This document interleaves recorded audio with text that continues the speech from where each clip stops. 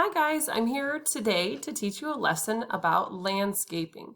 Okay, when we're talking about landscapes, we talk about foreground, which is in the front. It's closest to you. Middle ground is in the middle of artwork. It's a little bit close to you. And background is way far away. It's away from you. So the foreground, the middle ground, and the background are the three parts that make up a landscape. One of my favorite landscape artists is right here. He's from right here in Iowa. His name is Grant Wood. He was born in Anamosa in the late 1800s, I think 1891, and eventually moved to Cedar Rapids, where he grew up. Out of high school, he did an apprenticeship at a metal shop, and he graduated from Washington High School in Cedar Rapids. And then he started his work in art. He went to an art institute, and before he decided to be an artist for good, he actually taught school. He was a teacher in a one-room schoolhouse, which I think is kind of interesting. He did paint the American Gothic. Remember the guy with the pitchfork?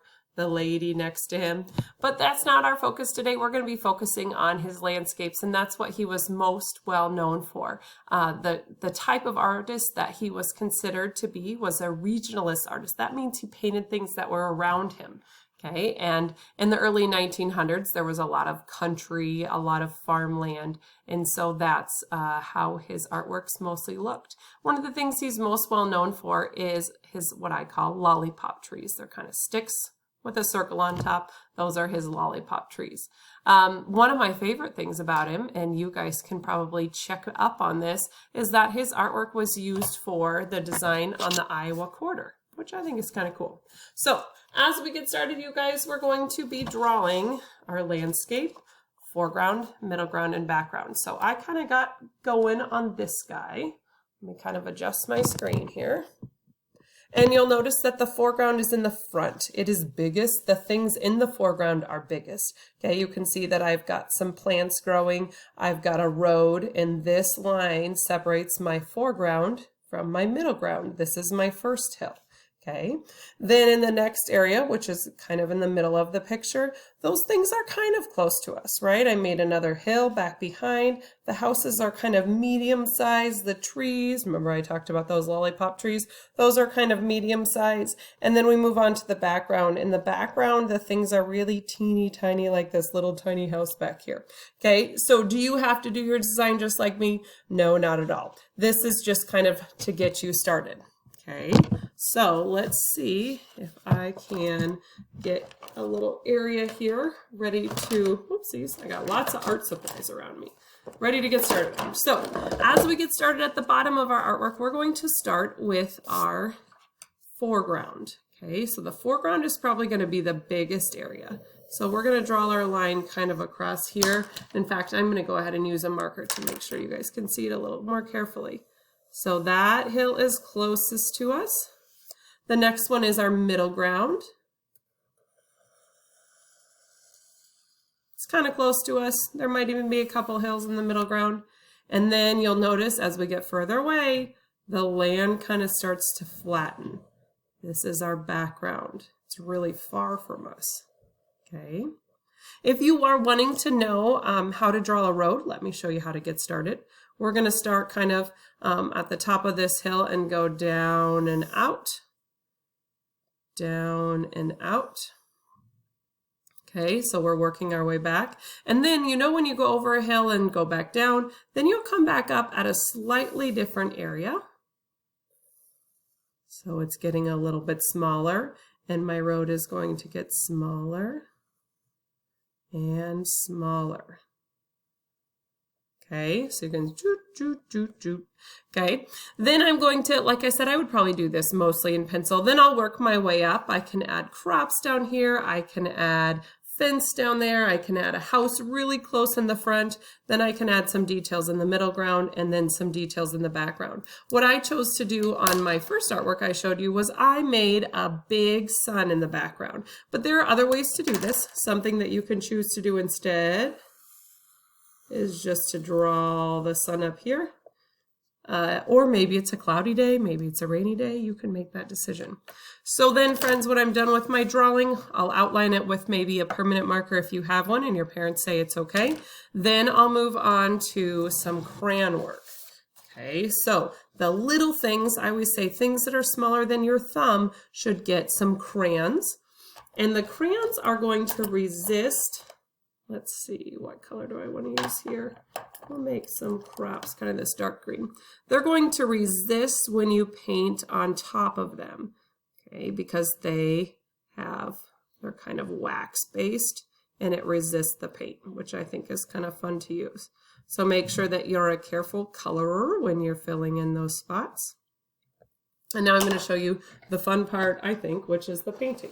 Okay, my suggestion to you would be to kind of split up the colors. You don't want everything to look green or everything to look brown.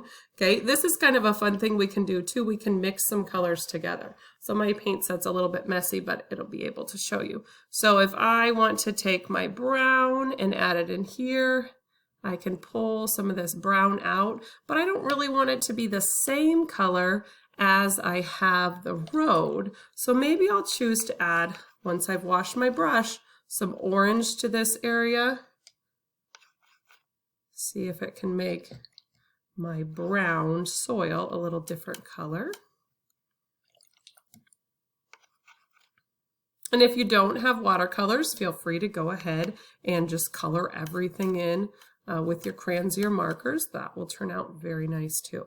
All right, so as I get started, we know that I went ahead and I filled in my space that I didn't want to be painted. I used my crayons. So notice how those crayons are resisting where I'm painting it, which I think turns out pretty cool. All right. Before I turned this video on, I went ahead and painted the road and I went ahead and painted part of the sun, just because you have to be a little careful when you're painting not to have two colors right next to each other that are wet, because what will happen is they'll kind of blend together. Okay, so I'm going to go ahead and paint this color over here.